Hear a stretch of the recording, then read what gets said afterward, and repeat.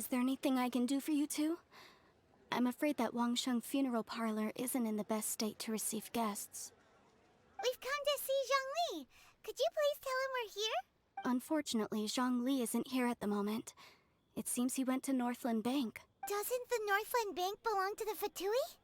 Last time we saw Zhongli was before we went to the Golden House. Do you think he doesn't know about the attack on Liyue? Visiting the Fatui at a time like this could only mean more trouble. We had better go and make sure that everything is okay.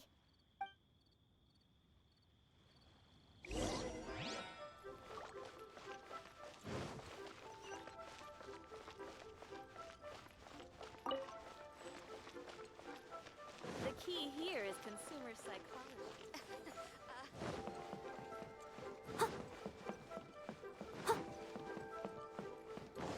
What should I put in my letter?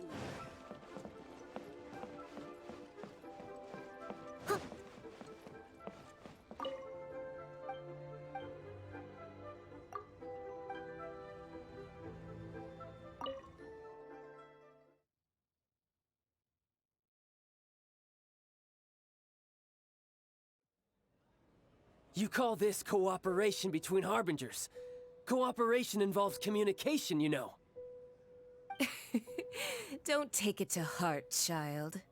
Besides, aren't you happy that you got to skip the formalities and bring chaos to the land? I'm sure you must have enjoyed that. Oh, it seems that some of your friends have arrived. Hey, it's Zhongli and Child. And you! You're also one of the Harbingers? It's you two. I believe we've met once before. In the city of Bards, was it? I'm glad you still remember my name. Ah, right. I imagine that it must have been rather hard to forget watching helplessly as something precious was snatched away from your friend. No, don't let her get to you! You've yet to gather the powers of all 7 elements, and our last battle at the Golden House was almost more than you could handle. So it might be best to keep things peaceful this time, seeing that 2 of the Harbingers are here. Well, if it isn't you two. This is our first time seeing each other since Liyue was nearly wiped off the map. This is certainly a bit awkward, wouldn't you say? Paimon knew that we should never have trusted a Fatui Harbinger.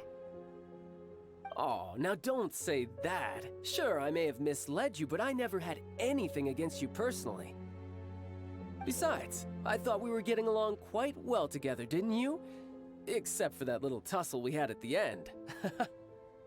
Nothing personal. We just have different views, that's all.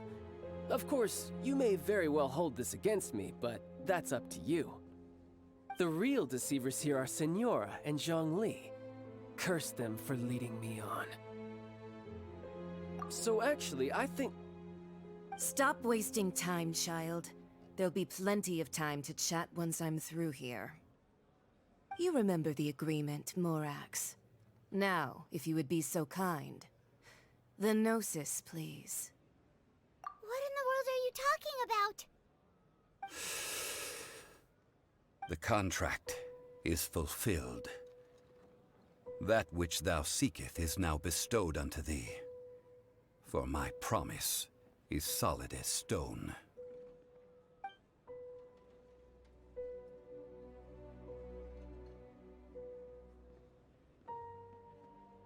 How sanctimonious. What?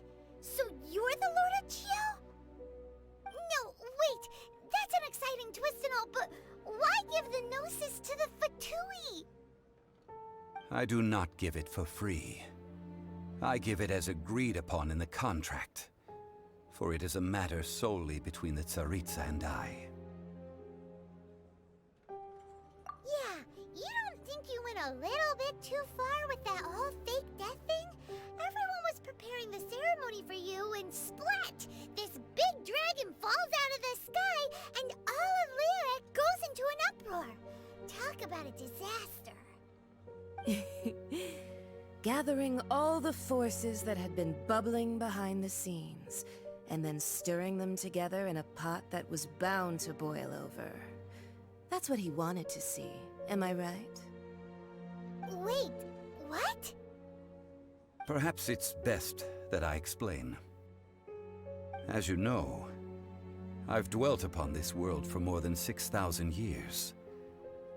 I witnessed the founding of Liyue, together with the Adepti 3,700 years ago. Even boulders that can withstand whirlpools will erode with the passing of time. I kept convincing myself that cracks had not begun to form, and that the end of my time had not yet come. Until one drizzly day, as I was strolling along the harbor, I heard a merchant tell one of his workers, "You've finished your duties. Go ahead and call it a day." I stood motionless among the crowds, asking myself, have I already finished my duties? Oh, Zhongli. But as I began to consider relinquishing my divine role, I soon discovered that many reasons still remained to not hastily depart. Was Liyue, the city I had dwelt in for so long, already prepared to enter its next age? I decided that a test was needed in order to reveal the answer. So I feigned my own death, and gathered the cast of Child, the Adepti, and the Liyue Qixing to play their roles together on the stage that was Liyue. That's right, which is why I continued to safeguard the Gnosis until now. So you mean that if the chaos ever reached the point of no return, you would simply appear and use your divine powers to bring Liyue back under control? Of course, and it would have been all too easy for him too. Just as a child quickly matures after losing their parents, so has Liyue matured when faced with the death of its deity. I was pleasantly surprised with the finale of the show that you all put on. Why, you even deserved an encore. The Adepti deserve the greatest applause, considering their years of seclusion. They hardly recognized the city, yet faced with such a crisis, they exerted the greatest amount of restraint. Not only did they manage to cooperate with the Qixing, but in the end, they even tried to understand the heart of the people. And hats off to the emissary dispatched by the Cryo-Archon to fulfill our contract, Signora. She managed to keep everything she knew in strict confidence, far from the eavesdropping ears of her colleague Child, just as I had requested. All the while, I carried on as Zhongli, and fulfilled the traditions of Liyue in this mortal form. Thank you for walking that path with me, Traveler. These things were all a part of my script. The only unforeseen plot twist was the conduct of the Liyue Qixing. I had expected them to do no more than the Adepti, to come to the defense of Liyue. But when all was said and done, they seized the opportunity to supplant Liyue's divine protectors, and used the subsequent power vacuum left by my death to quickly gain complete control of Liyue. Huh? That doesn't sound good at all. On the contrary, I think it is excellent. I had always feared that it was too soon for them to take over from me. And it was also that which I longed for the most. As such, this is the best parting gift anyone could have given this god of old. Hey, what about me? Doesn't anyone feel the least bit of remorse for deceiving me? You've practically kept me in the dark. I think that thanks would be more appropriate. You certainly played no small part in all of this, wreaking havoc and turning the city upside down. The Lord of Geo ought to thank you for your performance, if anything.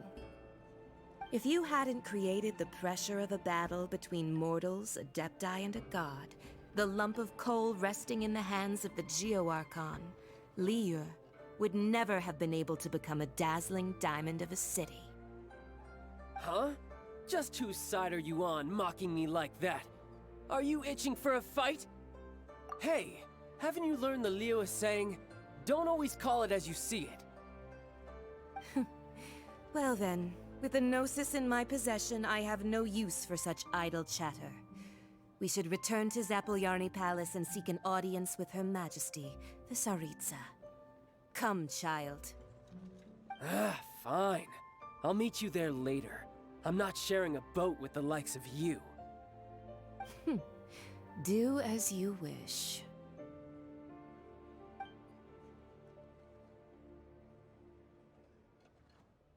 Now then, is there anything else you wish to ask me? Right! As Zhongli always told us, a good trade is a fair trade. Paimon has no idea what could be a good trade for a Gnosis. Realistically speaking, there is no such thing. Huh? However, I am the god of contracts. For thousands of years, I have made countless contracts. If the deal was of no benefit, then I certainly would not be inclined to agree to it. My agreement with the Cryo Archon will be the last of my contracts as the Geo Archon. My contract to end all contracts. As for the bargaining chip that the Tsaritsa used to balance the scales, uncover that answer for yourself in your future journeys.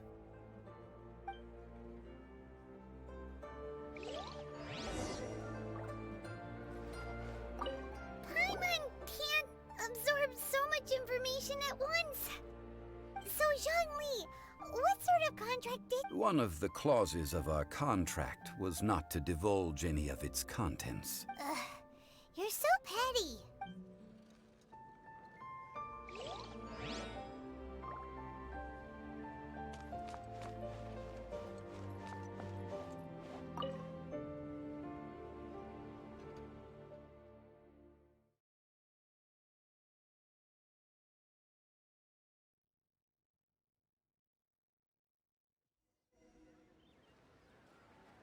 Today's the day of the rite of parting.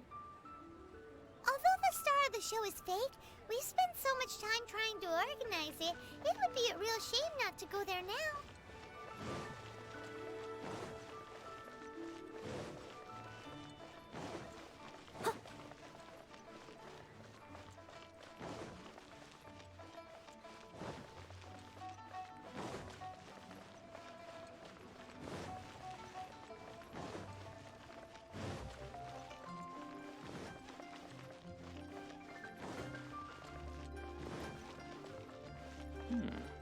This is a peaceful neighborhood.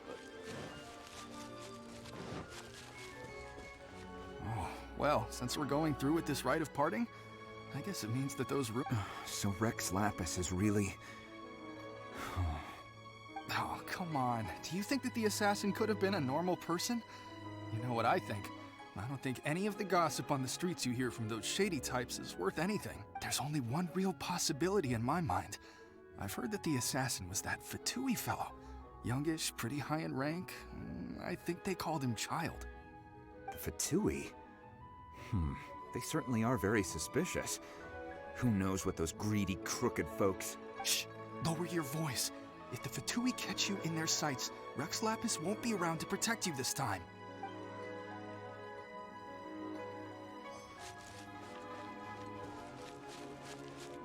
You know that god from the ocean couldn't have just shown up out of nowhere. I mean, it's been 2,000 years since Rex Lapis subdued it. Yes, and to think that this happened right on the heels of the incident with Rex Lapis, too. Say, do you think the person who assassinated our lord and released that evil god might have been one and the same? Now that you mention it, that's very possible. Yes, it's very possible indeed. I mean, it all fits together. That person must have colluded with the evil god to harm Rex Lapis. Oh, that wicked, black-hearted scoundrel. Still, what sort of supernatural prowess must this person possess to be able to do such things? I have never heard of such a person in all my years. Ah, forget it. Guessing's no use to us. Look, the Millelith over there looks like he's about to make an announcement. Let's hear what the Ministry of Civil Affairs has to say first.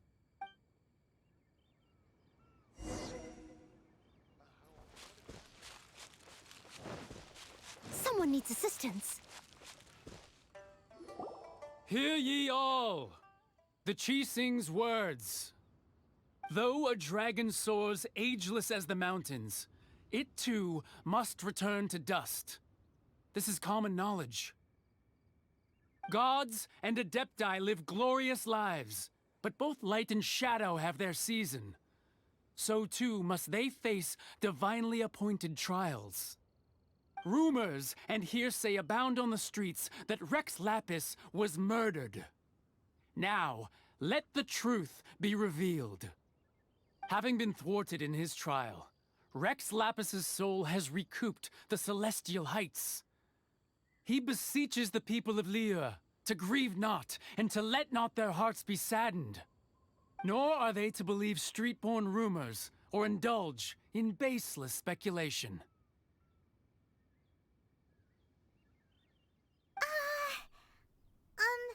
Paimon needs a translation on what the Qixing's announcement said. So that's how they're spinning it. Something feels off. Why would they suddenly give up looking for the murderer? Not to mention how this excuse sounds like something they just made up on the spot. Could the Qixing already have known that Rex Lapis wasn't dead? But Zhongli said that neither they nor the Adepti knew anything. Did Zhongli tell them in secret after his gnosis changed hands?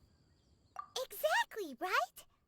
Ooh, seems like the rite of parting has been going on for a while now. Let's go have a look.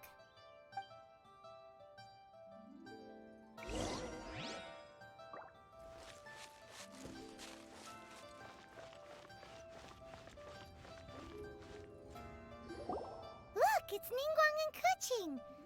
Are they saying something? Are their speeches over? As said previously, Rex Lapis's soul returning to the heavens is the end of the contract.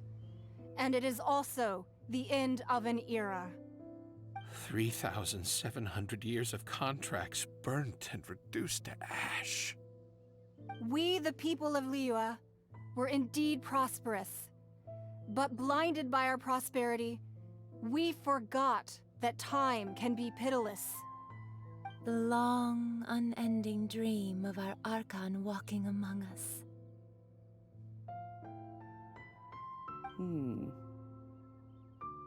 Now that we have awoken from our dream, we must learn to say farewell.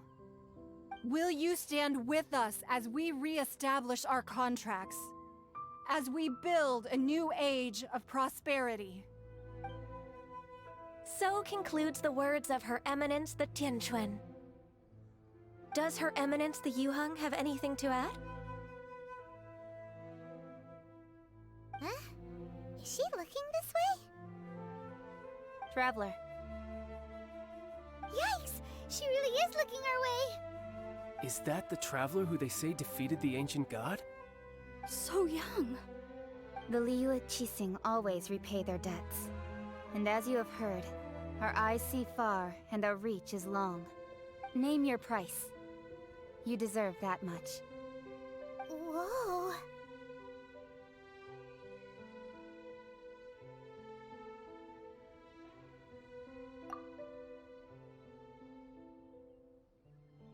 Well, could you help me put up some missing person posters?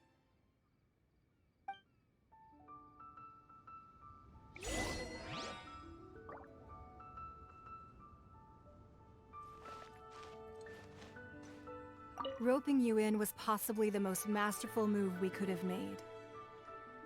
I believe that future generations will say so too when our deeds come up for their review.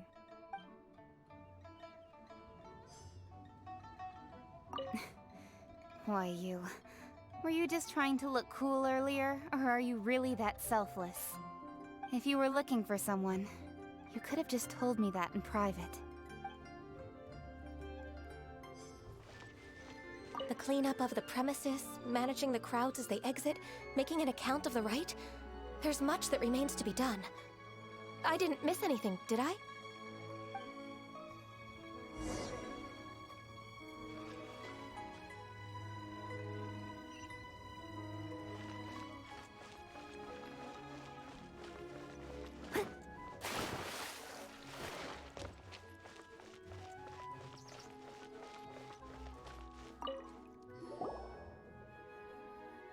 Hey, Zhongli! Look at this. Everyone in Liyue is caught up in their emotions, thinking that they'll never see Rex Lapis again. And here you are looking all relaxed.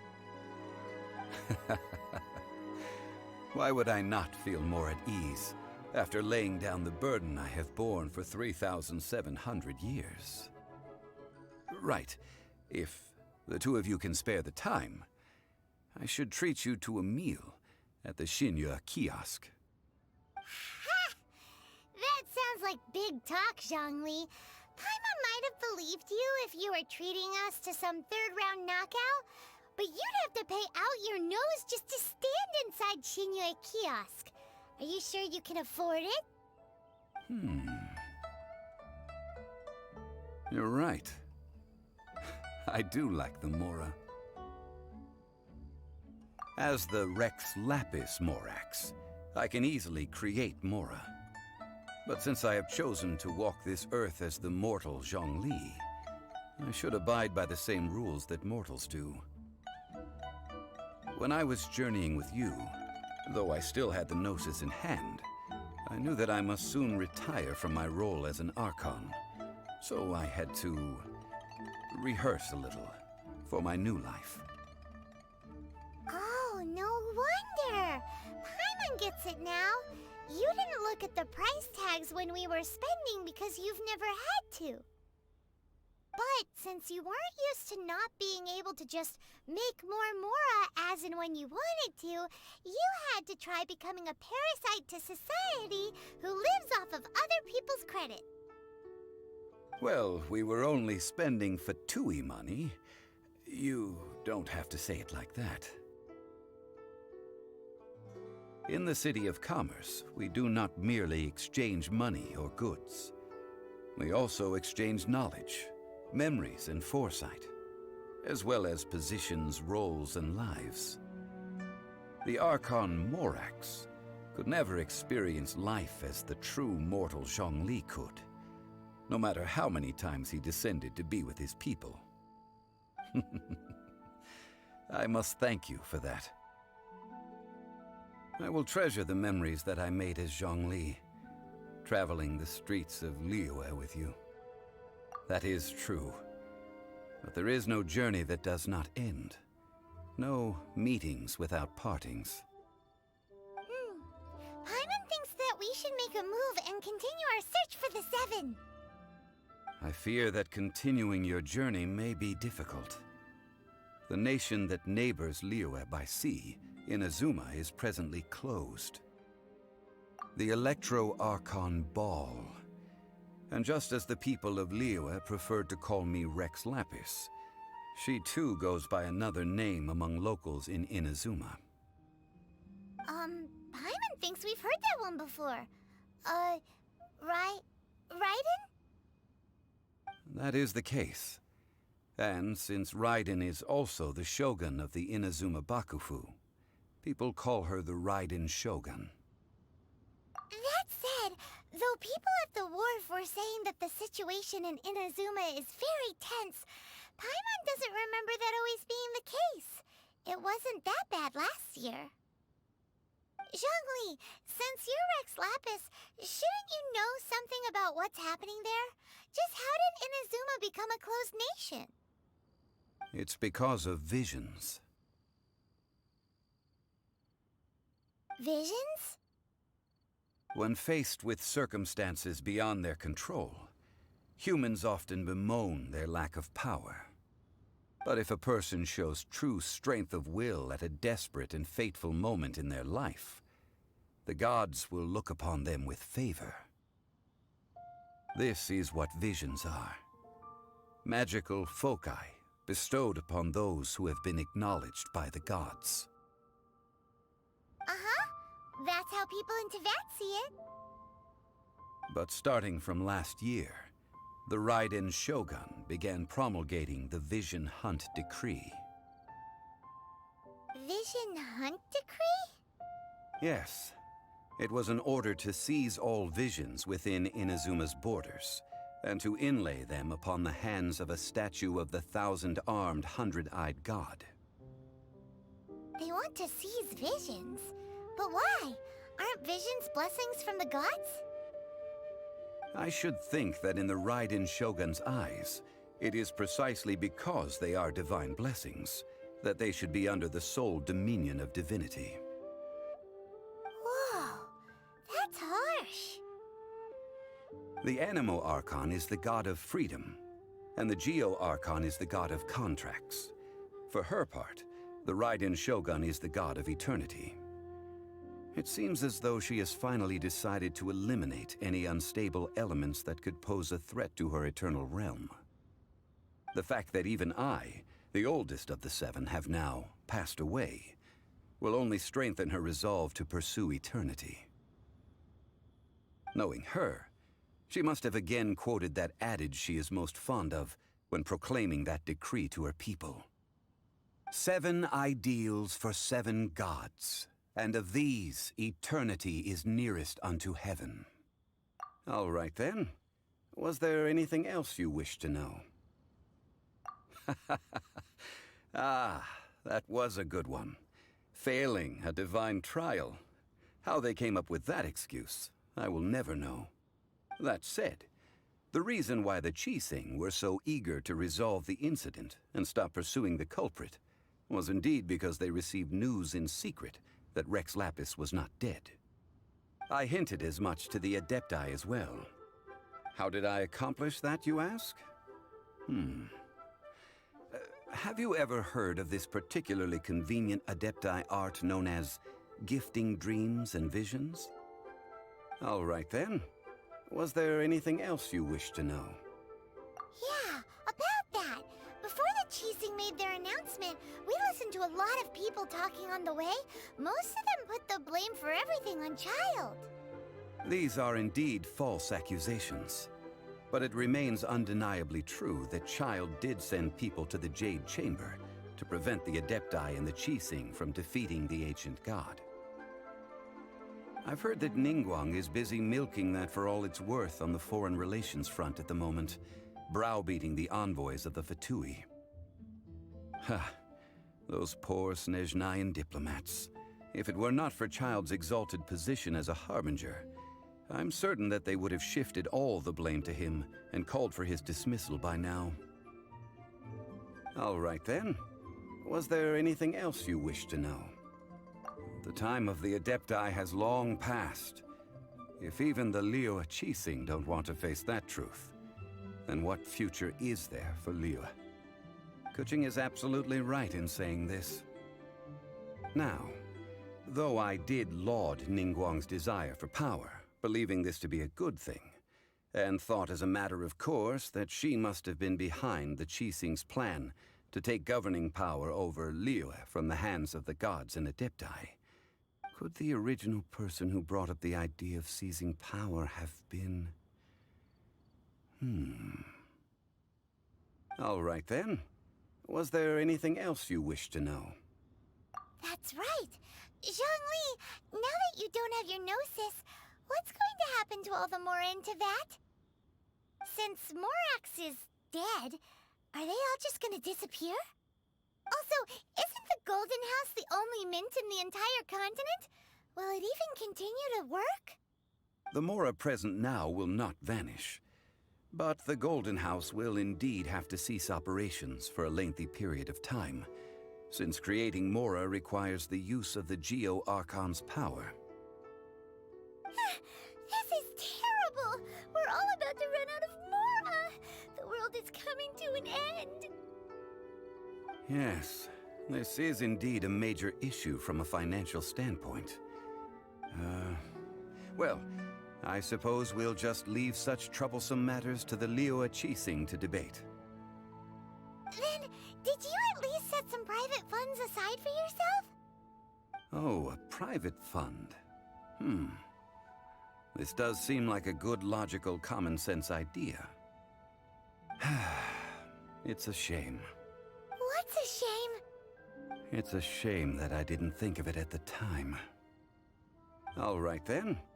Was there anything else you wish to know? Well then, I suppose you'll have to find a way to get inside this closed nation. Have patience. I suspect that some serendipity must first come into play.